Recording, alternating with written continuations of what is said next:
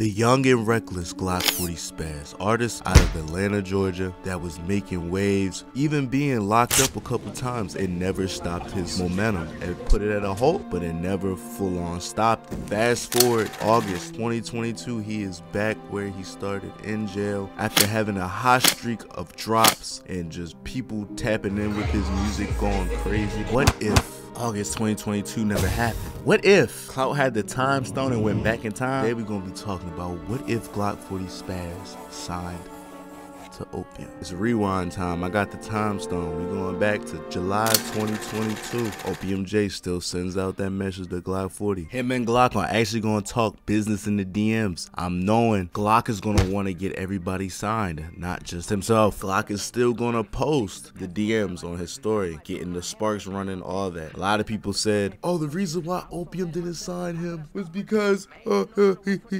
he posted it.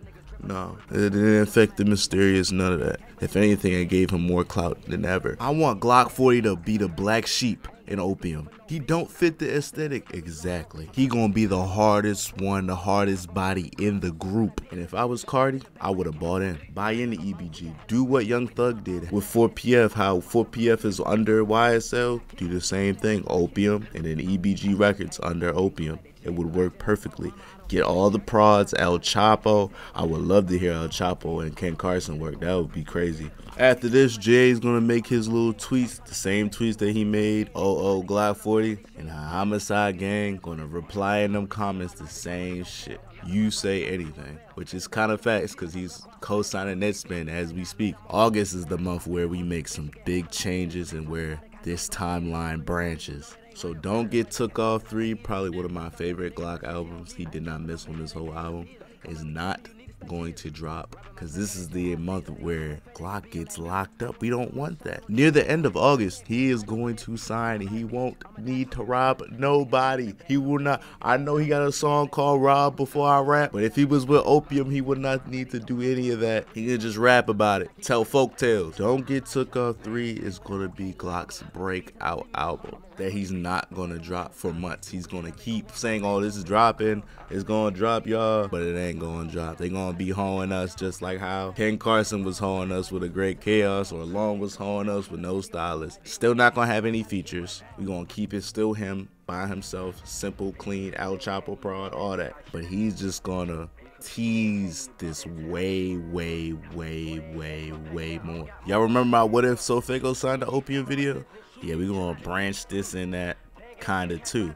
So during this wait for Don't Get Took Off 3, Glokk40 is just gonna be focusing on music. He's not gonna be robbing nobody. He's gonna be in the house.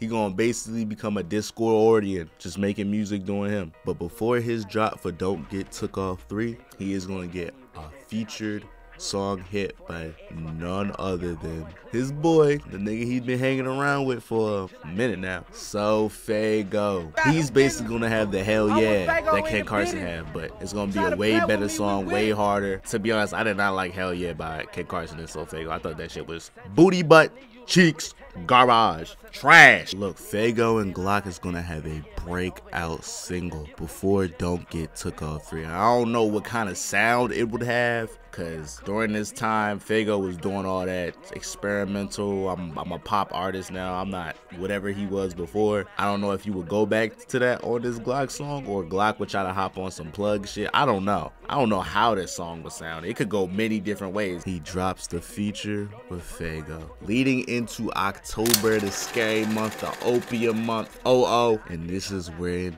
he's going to drop, not under the Opium label yet, Don't Get Took Off 3. All tracks by El Chapo, all that, but he's gonna have one beat by none other than Wake Up Filthy. It's funny how every goated prod is either a fat black nigga, shout out Brent Rambo and my boy Filthy, or a skinny white nigga. It's either or. It's never no middle. And the skinny niggas that be prodded, they usually will be also rappers. We gonna keep Don't Get Took Off 3, 14, 15 songs, perfect length for that album. And yeah, after that drop, that boy Glokk gonna go quiet. He gonna go ghost for a little bit. Opium style. He's still gonna be active here and there on the Instagrams and all that other stuff, but he's gonna let EBG Records and EBG other people post their stuff, what they got going on. He don't need to post. Glokk Files is still gonna drop in January. We're gonna push that in January. He drops that little tape of, you know, songs that's out but not out. But in February, that's when he's gonna start promoting and start snippeting and start showing off the next album after Glokk Files, Took the Biggest Risk. Now this album is gonna have a little change up. It's gonna have some features and less songs. We're gonna make Took the Biggest Risk a EP. I lied, none of these Opium niggas like drop EPs, so it's just gonna be like a 9-song album. I just looked through they shit. The last time one of these niggas dropped the EP, that nigga Ken Carson had like pink dreads or some shit and was calling himself a Barbie. So March rolls around, nothing. April, Homicide Gang drops their SNOT or Not album. You gonna of course let them niggas drop, you can't change that around. But after Homicide Gang drops their little album, that's when Glokk pop out from out of the curtains. And after the beautiful sales of Don't Get Took Off 3, you get to see that boy Carti has given him the Opium chain, the same chain y'all saw that boy Young Boy wearing. Yep, that boy GLOKK40 posts a picture on his story or something on his page with the chain, and that's it. Boom, whole crowd going crazy, everybody going crazy. GLOKK40, GLOKK40, Opium, EBG Opium, EBG Bad Gang Opium. Yep. It's true. It's goddamn true. Now, Took the Biggest Risk, this album is going to be the first dropped album under Opium, and it's going to have features of Ken and Lone. Homicide Gang not going to want to get on it because these niggas don't fuck with him, and that's okay. We about making money. We don't need to have all 3 gangster niggas on one song. The song going to be overcrowded. Too many egos on one song. Ken and Glokk, ooh, the song they'll make, even if it's like 5 seconds, the shit going to be fire. Destroy Lonely and Glokk. Glock's been seen on his story bumping Lone. He probably would love a Lone feature. That shit would be fire as fuck. All these Atlanta niggas grouped up together, these niggas would be unstoppable. Better than YSL. These niggas would be prime YSL. When Lil Key, Got It, and all them was running around, Carti would have something like that in his hands. The only risk this man Carti had not signing this man was, number 1, money. Maybe Glokk asked for too much or was asking for too much, trying to sign all his homeboys. And number 2 was Carti signing this nigga and then him going straight to jail right afterwards. There was no other reason not to sign, bro, unless there was some insider beef or Homicide Gang was hating. They just didn't want to see this nigga win because they knew that man Glokk would have took over their whole shit. There would be no Homicide Gang if GLOKK40 was in Opium. Oh, cool, you dick riding? Nah, I'm spitting facts, nigga.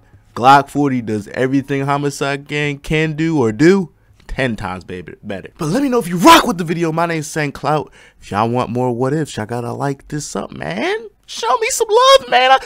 I'm sick, and I just dropped a banger for y'all. You not gonna leave a like? Tight shit.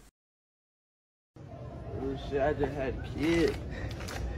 Ooh, twin, they got socks. What the f? Go. Take one. Take one. What the f? Ooh shit. Balls, twin, what the f?